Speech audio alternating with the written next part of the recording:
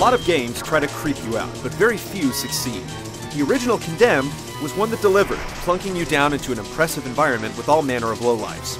It was an underappreciated 360 launch game that was unlike anything that came before it.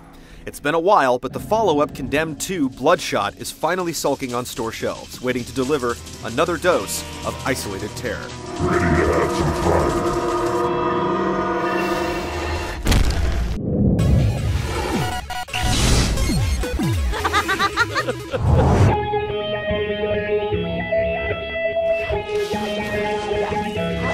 Taking place directly after the first game, Bloodshot picks up the story of Ethan Thomas, a forensic investigator / SWAT team stalwart.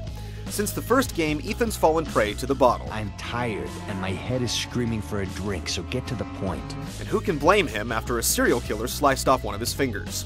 He's battling demons both figuratively and literally. While the city runs wild, its denizens prey to sonic-induced violent urges.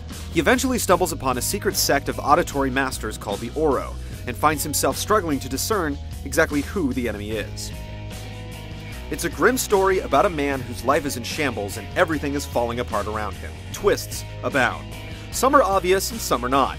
It goes a little overboard at times, and the primary antagonist ends up being lame, but no one can say the story isn't unique, if not ridiculous. Hello.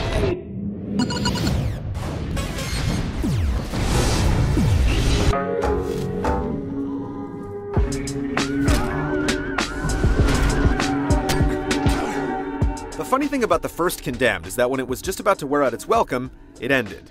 The same basically holds true here. Bloodshot's single-player campaign is almost exactly as long as the first game. There are 11 different missions to slug your way through, with plenty of save points along the way. It's incredibly linear, with almost all stray paths leading to reserves, but when you're in the pitch black suffering horrible hallucinations, a little hand-holding can be your friend. And you can use all the friends you can get, considering there's no cooperative options. As you drag your feet through the claustrophobic solo mode, you unlock a series of challenges that range from blowing up as many wind-up dolls as possible to protecting cops from an onslaught.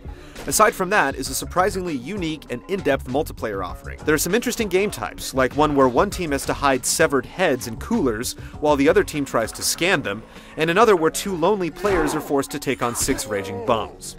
You get the traditional deathmatch options as well, and even these modes are given new life by the predominantly melee-tilted combat. Condemned 2 definitely provides a lot more mileage than the first game. The multiplayer is surprisingly good, and the single player is plenty long. We would have liked to see a few more challenges and something worth unlocking, but there's still plenty of content.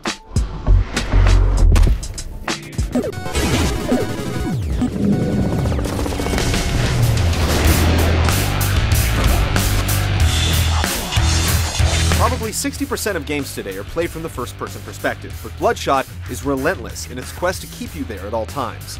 Whether you're climbing or falling, it's always from behind Ethan's eyes. It's a tried-and-true tactic for a reason, and it works really well in the rat-infested slums the game takes place in. The twist to this series is that most of the combat is hand-to-hand, using any conceivable item as a weapon. Bowling balls, cleavers, crowbars, locker doors, you name it. Firearms do make an appearance, but ammo supplies are scarce, and you have to make every bullet count. Because you almost always have to get in close to enemies to defeat them, you end up playing incredibly cautiously, listening for even the slightest rustle in the dark. It will undoubtedly put you on edge, and this is where the game truly shines. The combat itself tries to provide some depth, and when you're taking on enemies one-on-one, it does. The trigger buttons represent each arm, while pushing down on the right analog stick handles kicks. It's the sequence that you use these inputs that ultimately determines whether you'll pull off a wicked 1-2 combo or snatch up a destitute for some grappling action. Then there's blocking by holding both trigger buttons, which opens up a whole nother set of attacks. Things devolve, however, when multiple foes come a-calling. The combat system simply isn't built to handle it, so you either run away and try to isolate the enemies or put your back in a corner and come out swinging. Running away exposes the enemy AI as a joke. They'll repeat the same paths over and over until you get within a certain distance, and their one-track minds are easy to manipulate. That's not to say you won't die, you will, and then you'll have to suffer through a loading screen every time. Woven into the splattered fabric of the game is Ethan's drinking problem. Hey, screw you! Whoa, we got ourselves a mean drunk. We're grade A asshole. If he doesn't get a shot every once in a while, he becomes jittery, making it practically impossible to aim a firearm. And let's not forget that Ethan is a forensic investigator. You're not just following blood trails this time. Each crime scene has several clues, and you'll have to manipulate your view to find them. Multiple choice conversation trees also offer hints, and you're rated based upon selecting the questions that will get you the most information. At the end of each mission, you're rated based upon how many items you find and your investigative prowess. The rating then translates to upgrades like quiet boots for sneaking, a stun gun, or upgraded skills, though you can still get through the game getting the lowest rating. It can take a while to get the timing of the hand-to-hand combat, and with each enemy having different attack patterns, more often than not it amounts to blocking, and then landing a blow, and then repeating the process. There are tons of combos, punches, and kicks to perform, but you rarely have the time to make use of them. The first Condemned was a fairly impressive looking launch game, but the standards have risen considerably since then. There is a slight bump in fidelity, but it's not easy to tell the difference between the first game and the sequel. The good news is that you're still kicking around dilapidated, bum-infested slums and buildings so dark and dreary that you'll be praying for open air. It can be oppressively creepy. If you liked that about the first game, you'll love it here. If you've never experienced it before, be warned. The first Condemned was a fairly impressive looking launch game. On the audio front, the 5.1 surround sound mix is incredibly convincing. When the visuals are this dark, you have to rely on sound a lot more, and it's definitely up to the task. If only the gunfire could reach the same standard. Pistols and shotguns sound like cap guns, which is surprising considering the game's developer also created Fear, a game with some of the best gun effects in the business. Stop!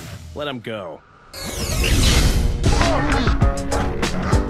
The original Condemned was really the first of its kind. The first-person pugilism, investigative challenges, and somber tone have been expanded for Bloodshot, but still, the experience remains relatively the same, just more supernatural and less plausible this time around. The anything-is-a-weapon aesthetic is still ace, but the combat system is too unwieldy when tackling multiple foes. It's a game of up and downs, but horror fans will be more than satisfied with its bleak and gloomy disposition. Hey, we're just having a little fun.